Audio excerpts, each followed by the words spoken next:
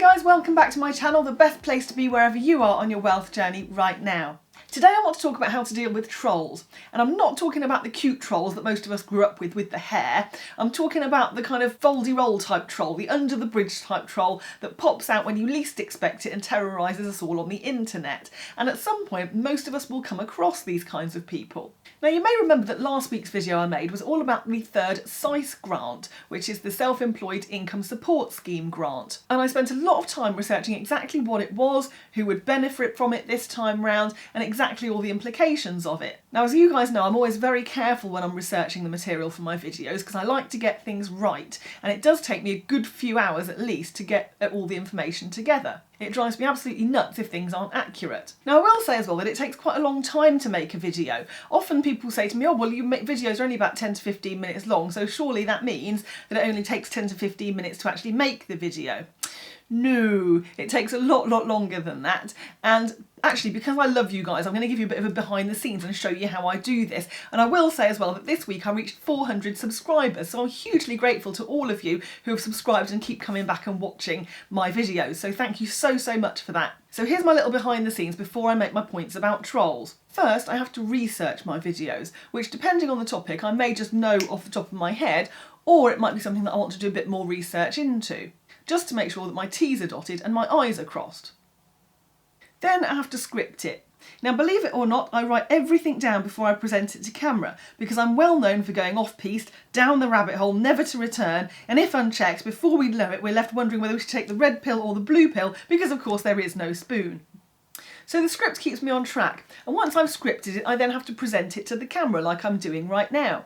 But that's not just all it is, it's about getting ready beforehand. I've got to do my hair, my makeup and make sure that's all okay. I've got to get changed into some reasonable clothes because you don't want to see me sitting here just in my jumper and dressing gown or whatever. And then I have to set up my camera and my lighting, and everything's done here in my tiny office. And this is my actual working office. This is where I sit and I do my daily work, running my cleaning business, doing my property bits and pieces. Everything happens from this space, and it is a very small space, and it reminds me very much of the broom cupboard for those of you that remember CBBC in the 80s and 90s. Remember Andy Crane and Philip Schofield in the broom cupboard? That's what this kind of feels like. It's like a little studio for me, but it's nice and cosy and I love it here. So I sit and present it, and I might just have one take, or I might decide to do several takes. Do several takes depending on what's happening. Sometimes there might be an aeroplane going on outside, or the doorbell might ring, for example. But on average it takes me roughly 40 minutes to an hour to record a 10 to 15 minute video. Then once I've done that, there's the editing process. Now at the moment that's something that I do myself. I use iMovie on my Mac, but at some point, hopefully if this channel grows big enough, I'll be able to outsource that and get somebody else to do it for me. But actually I quite like the editing part of the process. It's quite good fun. The editing normally takes me 2 to 3 hours, plus I also have to create and edit all the overlays as well. The overlays are where text or pictures appear on the screen, just like this. So I use Canva to create all my overlays because it's very easy and intuitive to use it. And then once I've used it and I've got the image together, I then have to download it and then re-upload it into iMovie to then edit it into the actual video. So that process itself can take a very long time as well, depending on how many overlays we have. Once I've done all of that, I create a thumbnail, also in Canva, because I'll need that when I'm uploading the video to YouTube. Finally, once I've edited and rendered my video, I can upload it onto YouTube. And that's a whole process in itself as well. I have to write a video description, put all the tags in, and YouTube then asks me what cards I would like to have. Now, cards are the little bit of text that comes up above my head. So if I said to you guys, go and check out this video right here on how to use your credit cards, this bit of grey text just above my shoulder is the card. It's a clickable link to the video. After that, YouTube allows me to choose my end cards, which are the 2 videos that come up here and here at the very end of the video, and my subscribe button, which is normally on this side. I like to have it over there. And finally, once I've done all of that, I can schedule my video on YouTube to be made public at a certain time. So in my case, it's normally 9 o'clock on a Thursday morning. And I love YouTube for that. It makes it nice and easy to schedule it. I don't have to physically be there at 9 o'clock in the morning on a Thursday to actually push a button. It just automatically happens for me. So all in all, a video will normally take me the best part of a day, if not longer, if I'm completely starting from scratch. Anyway, let's go back to our trolls.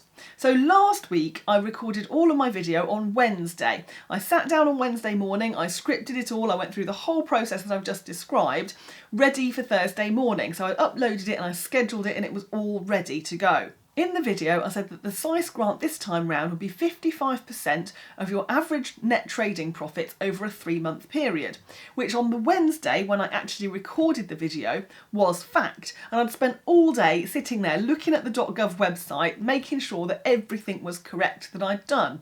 The video went live on Thursday morning, and literally an hour after it went live, the government suddenly turned round and said, hold on a second, self-employed, we don't think you've got a fair deal here. We're going to change the rule. We're not going to make it 55%. We're actually going to give you 80% of your net monthly trading profits over a 3-month period.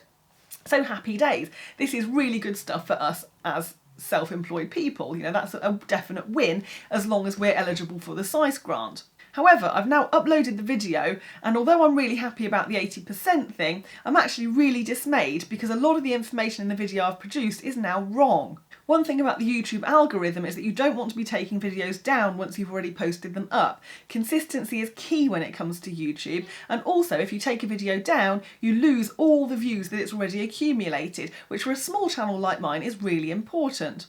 Frustratingly, YouTube also won't let you edit a video once you've already uploaded it. It will allow you to take things out of a video that you've put up, but it won't allow you to add things in. So what I did was, underneath the video in the description, I just updated it to say the information in the video is not quite right, it's now this.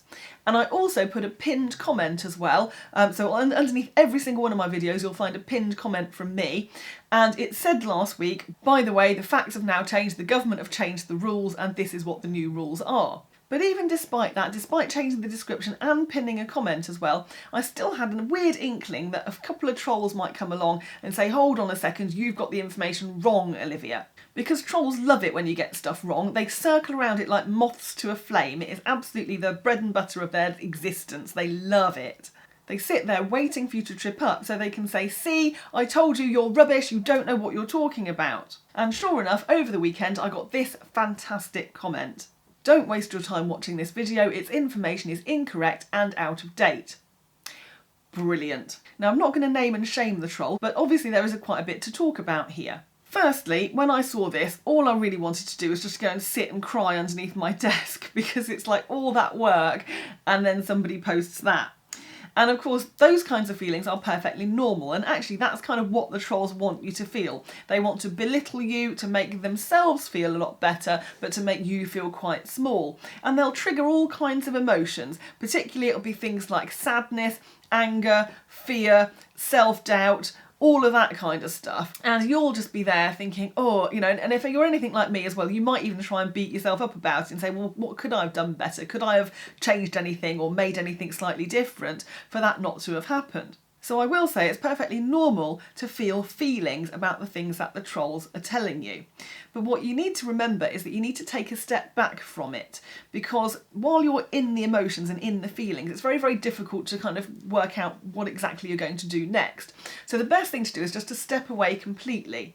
And once I stepped away from the comment and stopped letting it trigger me so much, I thought to myself, do you know what? I have actually done the best I possibly can here. I gave everybody the information that was correct at the time of recording the video, and I updated the description and the comment on the day that everything changed. The moment I saw a change had happened, it was there for everybody. And some people even gave my first comment a thumbs up because they'd seen that I'd changed the information and they knew it was now correct, so that was all okay. So what I would say is that once you've had a step back from the original post, have courage of your own convictions. Because let's say, for example, it's an opinion that you hold about a particular topic. You have that opinion for a reason. Don't give up or think that your opinion is any less important just because somebody has posted something nasty. It's very easy for people to hide behind the anonymity of the internet these days. At the end of the day, their opinion is not the one that matters. You have a choice over who you listen to. The second thing I want to say is that actually, rather than taking everything personally, spare a second for the trolls themselves. It might be that we've said something or done something to trigger their reaction. And whatever it is might seem very trivial to us, but to them it might be a huge thing. Maybe because of something that's happened to them in the past or something that they're going through at the moment. We just don't know what is happening in their life right now. Every single one of us is at a different stage in our life journey. And so on that note, I would definitely say do not feed the trolls. And what I mean by do not feed the trolls is don't comment on their comment. Just ignore them and walk away if you can, or even better, delete their comment altogether, because you don't need to constantly be seeing that kind of thing. By feeding them, you often end up triggering them more and more and getting them more riled up, and then you feel much worse about the situation and about them as well. Instead, let them go off and deal with the stuff that they have to deal with over there somewhere, and instead you concentrate on your life, which is much, much more important. So what I like to do is to focus on the positive stuff, the people that I have helped, who do like my videos and who get what I'm about. And I'll spend a bit of time reading through the positive comments that lots and lots of you guys have left me, because you guys are amazing. You know, you've left some really nice comments and it's just fabulous, and it really uplifts me, and some of them really just make my day or make my week. It's just fantastic, so thank you for those. Now, another thing you can do is that if you have someone that you trust that you can talk to, even better. Give them a ring, Zoom chat with them, make yourself a cup of tea, sit down and chat everything through, because it always feels better once you've got somebody that's on your side that you can talk to. Don't just sit there and let it fester, because that will make things much, much worse. Another thing that I like to do to make myself feel really positive is this.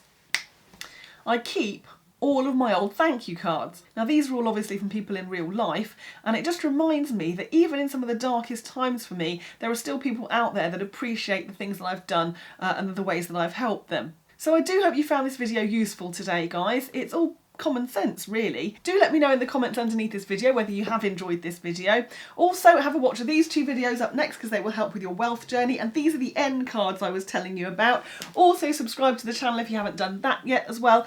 And in the meantime, guys, thanks ever so much for watching this week. Stay safe, and I'll see you next time.